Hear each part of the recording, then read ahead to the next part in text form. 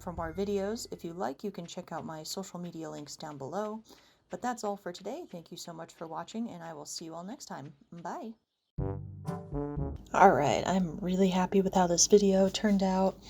Now I just need to finish the series before 1.5 drops, and I will be golden. Wait, what's this?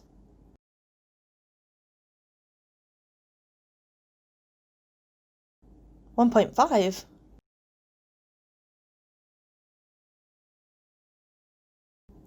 Ugh.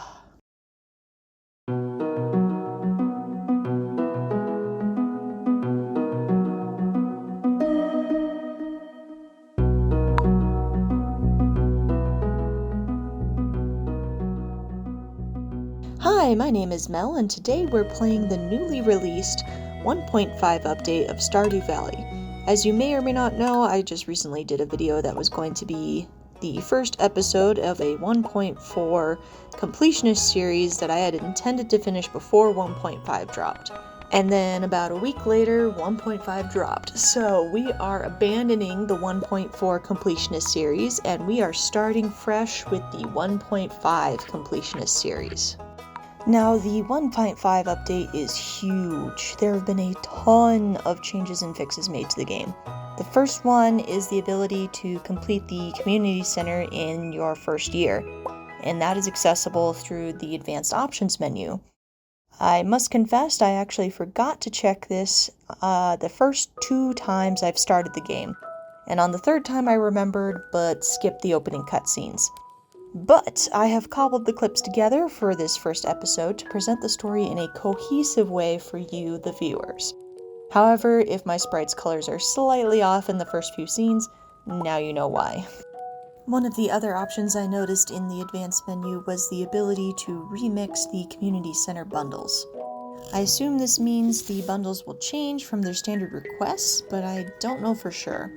I will try out the remix option for the community center in a future video, so please stay tuned for that. If you haven't already, now would be a great time to subscribe and hit that notification bell so you will get an alert when any of my new videos drop.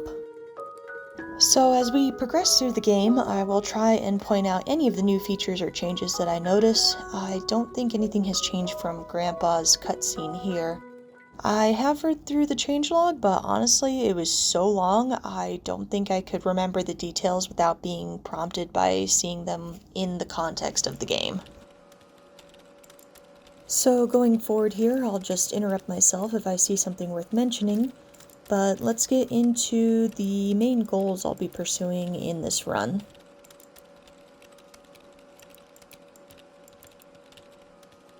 As I mentioned earlier, I do intend this to be a completionist run. The JoJo employees and the cubicles may have changed with the update, but I honestly can't remember anyone besides a skeleton here, so they could be the same people, they could be different. Now, my completionist run has the main goal of marrying all of the marriage candidates to be able to see all of their heart events.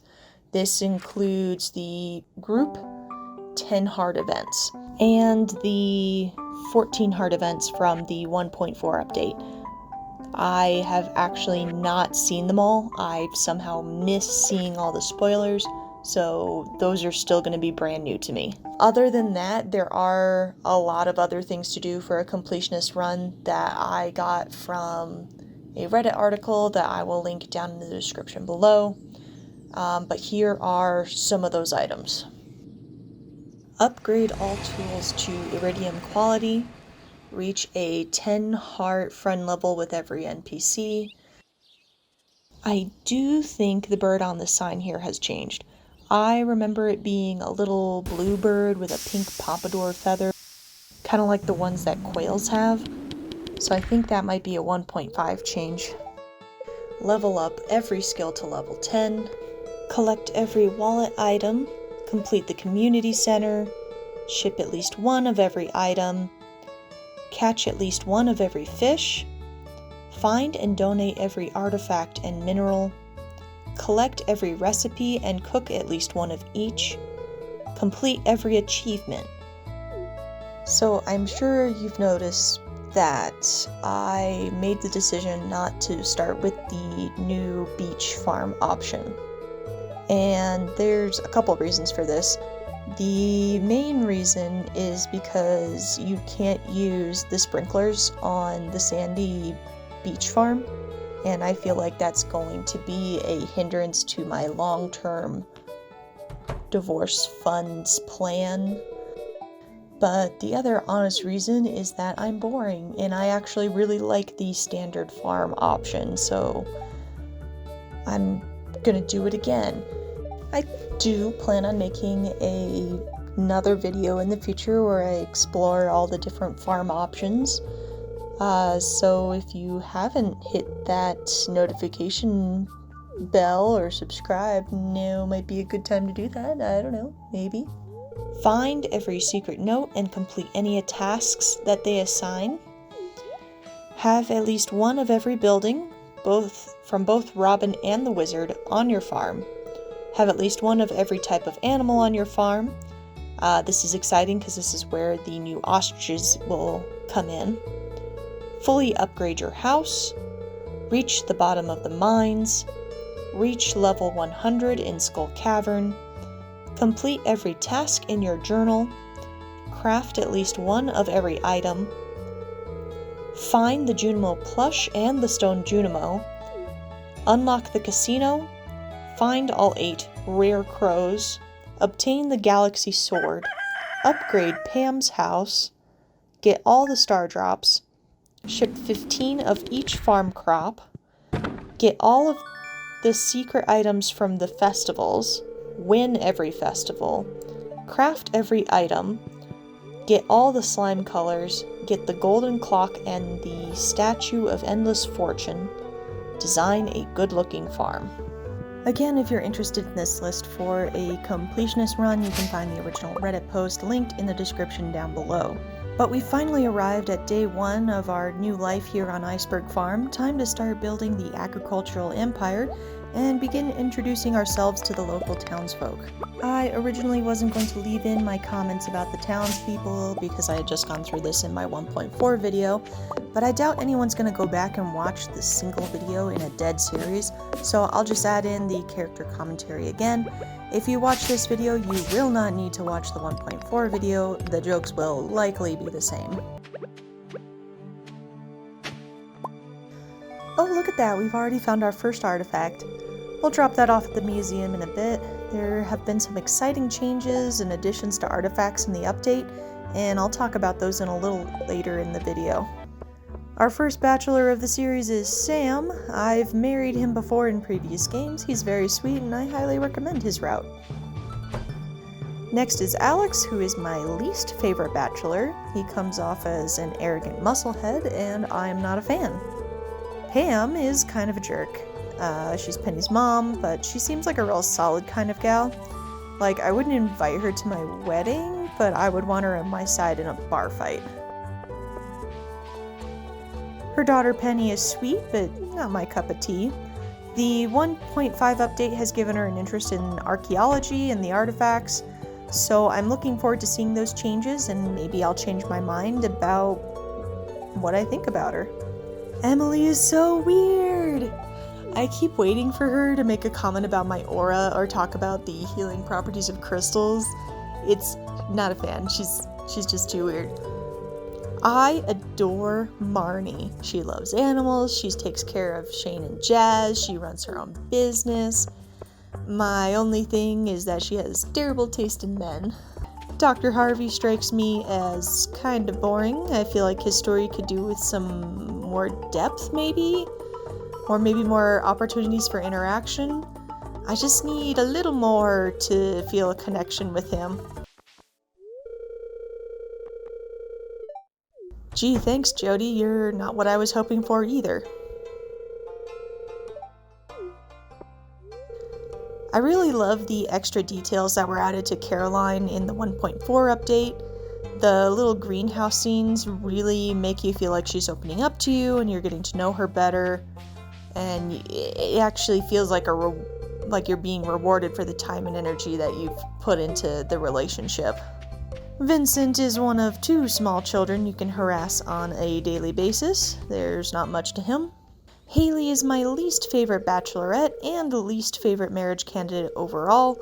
She's super rude and insults you on a consistent basis, is vain and selfish. I'm not a fan. But since I'm an eat your vegetables first and dessert last kind of person, we will be marrying her first. I don't anticipate feeling any sort of remorse when I divorce her after. Evelyn is really sweet and easy to get along with. She likes stuffing and tulips, and she sends you cookies in the mail. She's a sweetheart. In my mind, Maru is the youngest of the marriage candidates. She enjoys science and inventing and works part-time at Dr. Harvey's clinic. I'm hoping that the 1.5 update adds archaeology to her interests as well, because there are times in her schedule where she and Penny hang out, and I'm hoping that they're friends through archaeology. I think that would be really cute. Speaking of archaeology, let's turn in that artifact we found earlier. There's been a significant amount of updates surrounding artifacts, including the bone mill, which turns bone items into fertilizer, new artifacts. Penny and the dwarf now like artifacts, where previously nobody liked artifacts. I'm hoping that some of the new artifacts are found in the new locations, because I'm just so excited about the new locations and I want so much content out of that. I found a nice museum layout for the donated items. I'll see if I can link it down in the description. Hopefully I can give credit to whoever originally came up with this. On another note, I think this book return in the counter might be new. Oh, Clint's open till 4 now. He used to only be open till 3. Good to know. Shane is my favorite marriage candidate storyline. I feel like his cutscenes are the most extensive and most detailed. However, he is really rude at the beginning of your friendship, so it can be off-putting to try and get to know him and get to that point. George is great. He just does what he's thinking, and honestly, sometimes what I'm thinking too. Pierre is another character who, in my opinion, could use more depth. I never really feel connected to his character, but I love the implied drama between him and Caroline and the wizard. Super juicy. I definitely recommend paying attention to their dialogue to get more information about that. Gus is a solid character. I really love all of the entrepreneurs and self-made business owners in Pelican Town. I wish the best for Gus. I hope he finds a nice man who makes him happy. Sebastian is our resident emo kid and local bad boy. You can tell he's a bad boy because he smokes and rides a motorcycle. Ooh. But deep down, he's just a shy, goofy nerd. Don't let him know that you know. It's day 2 and we've got mail from Willie. Better head to the beach. He wants to show us his rod. Fishing is going to be an integral part of our early game money strategy. While we're getting started, we'll need a source of income that's not tied to our limited farming abilities, and a strong start really makes the rest of the game easier sooner. Now, I want to be upfront about how I do fishing. I use the Skip Fishing minigame mod by Do Mods on the Nexus Mods website. I will link to it down in the description below in case you're interested in it. But I have been playing Stardew for a while, and I don't want to do the fishing minigame anymore. I've done it. I've got it. I don't want to spend any more time on it. Jazz is the second of the 2 small children you can harass daily.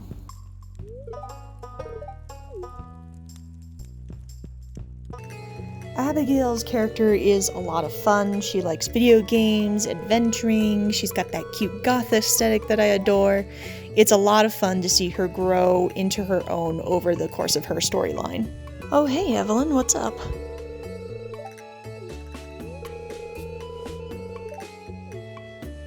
She sure likes to talk about her husband.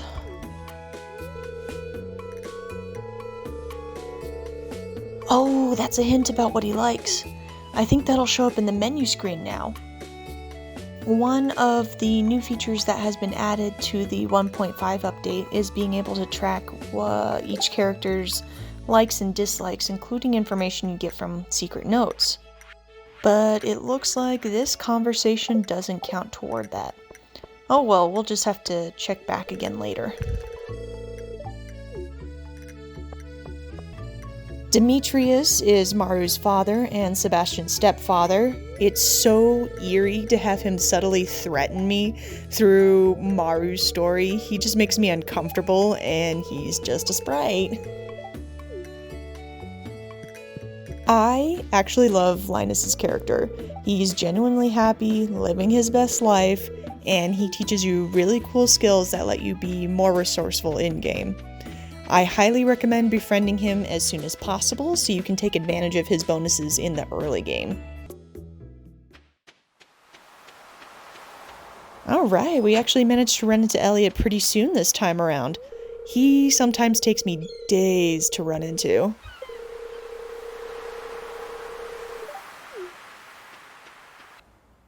So here's that exciting new mystery door that's part of the 1.5 update. My theory is that this is going to be how you get to the new unlockable areas. Related to that, I am partially glad that I restarted my Let's Play for the new 1.5 content. I'm interested to see how soon in the game we'll be able to start unlocking some of these new features. The first time I played through the game, I was really disappointed that Clint was not a marriage candidate because I love beards. But as I got to know him better, I was no longer interested.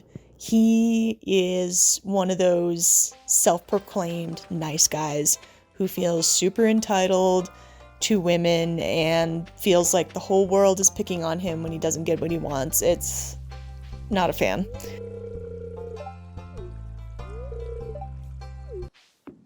Our final marriage candidate is Leah. She is a self-employed artist just getting started with her own business. I really admire her determination and hard work to make her dreams a reality. It is super cool. But that's it. That's all the townspeople except for the wizard, and you can't meet him until like day 6 at the earliest. So thank you so much for watching. If you enjoyed this video and want to see more, please like, comment, subscribe, and hit that notification bell so you can be alerted when the next video drops. I will see you all next time. Bye!